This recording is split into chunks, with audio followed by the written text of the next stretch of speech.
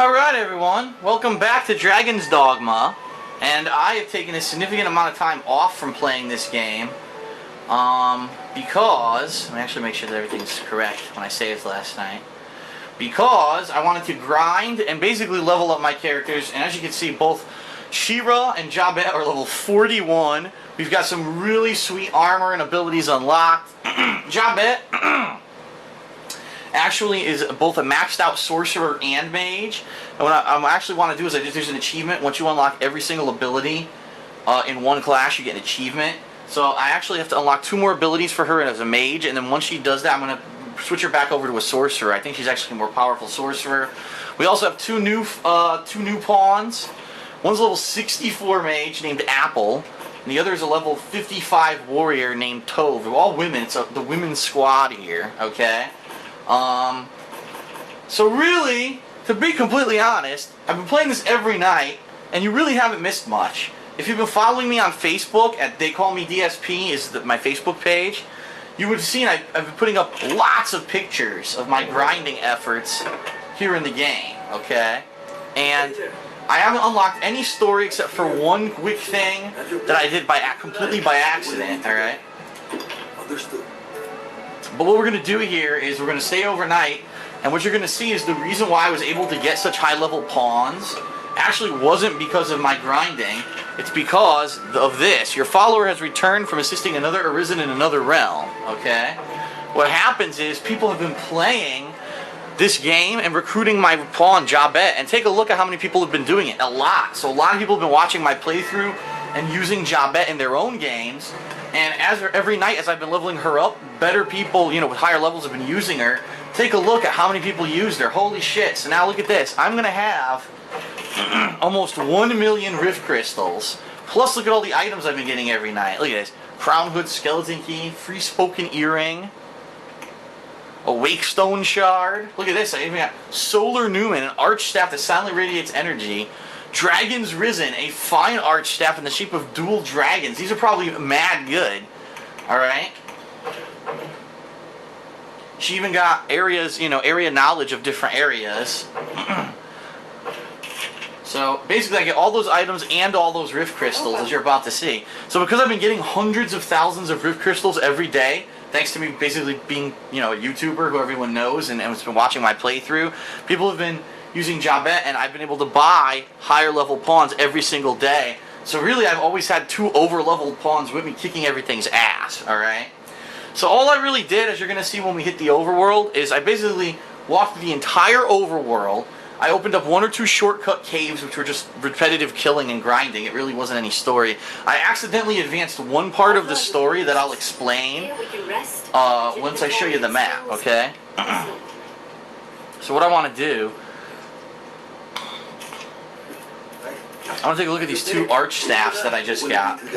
They sound like they're going to be mad good. Let's see. Weapons. The Dragon's Risen is insanely good. Holy shit. Where's the other arch staff?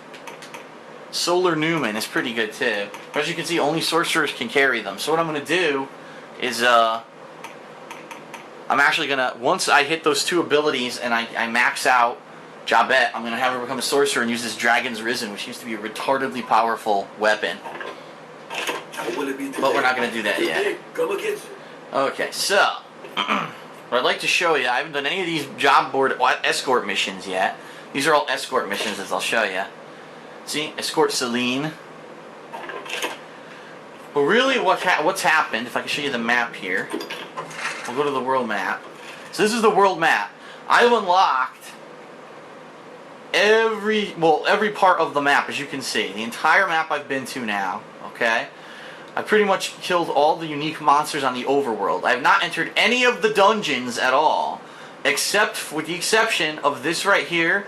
It was a miner's cave, his ancient quarry. This is actually a shortcut that lets you skip all this canyon area here and teleport you down to here, which lets you go to the southern part of the continent. So I've been using that to go back and forth. And then also there was one other area called the Catacombs, which if I could find it here. There it is. The Catacombs Rear Passage. Catacombs Rear Passage 1. And I think it comes out up here. No, that's Soul Flare Canyon. That's the Catacombs. that was just an area with a bunch of undead zombies, okay? And that, unfortunately, did have part of the story in it, but I didn't know, because if you remember when we were looking at my quests, which we'll look at right now, let's try to get everyone up to speed here. One of my quests, which I think is all the way down here, I don't know.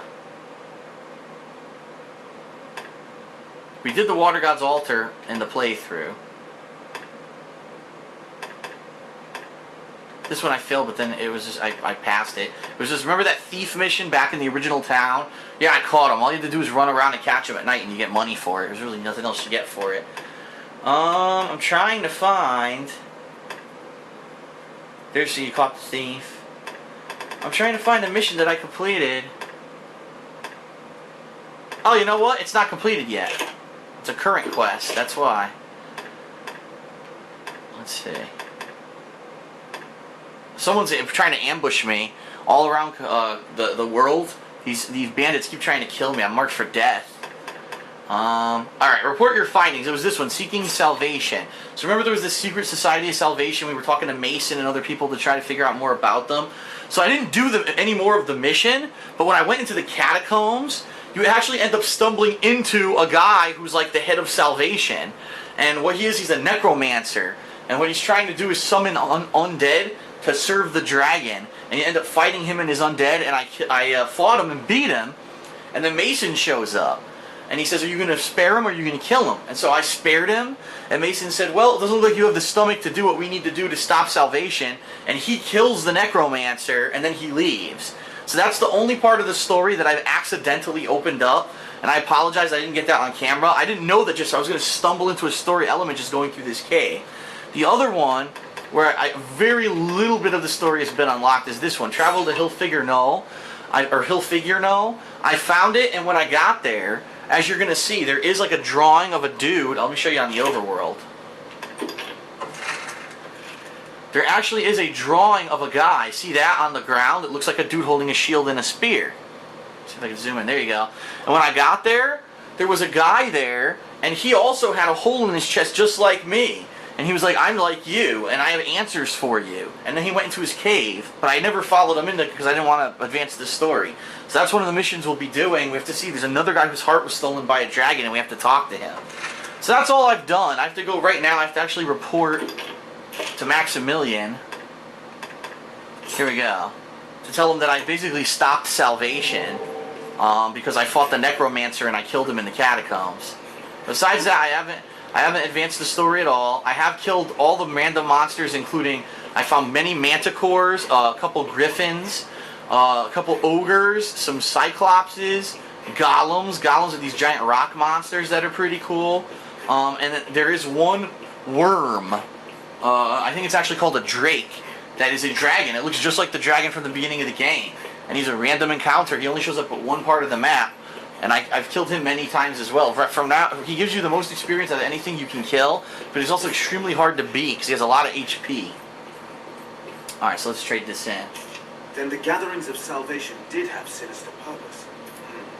It is a grave shame the Elysians slipped our snare. His mouth's not even moving. We shall redouble our vigilance here to keep the city safe. I fear you are as like a target as Grand Soren, though. Yep. Pray, be wary of us. For now, I leave you with my thanks. Boom! 18,000 experience. Very nice. Alright, so now we have to figure out what exactly it is we want to do for our first mission, because we have plenty of them to do. Let's do... I'm supposed to speak with Jasper, but I don't know where the fuck he is. I never found him again, so I don't know where he is. He's here somewhere. The cipher. What's this?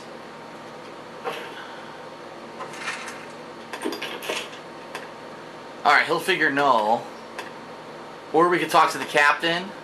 So we got these two story missions to do. The Worm Hunt quest. Let's go to Hilfigure Knoll. I keep saying Hilfigure instead of Hilfigure because I'm talking Tommy Hilfigure. Tommy Hilfigure Knoll is where we're going. Now, by the way, also, I am only a level 1 magic archer. I just took on that job. Fucking idiot. Hey, he ran right into me. So I don't have any. I have like almost no ability. So I'm really low level with my main character here, ability wise. So actually doing some repetitive combat on the way would behoove me, because it's going to unlock some new abilities for her. So that's probably what we're going to do. We're going to head to Hillfigure Null. We're going to fight monsters along the way, including if I find any of the bigger ones. I'm probably going to run into a Manticore or maybe a Griffin on the way.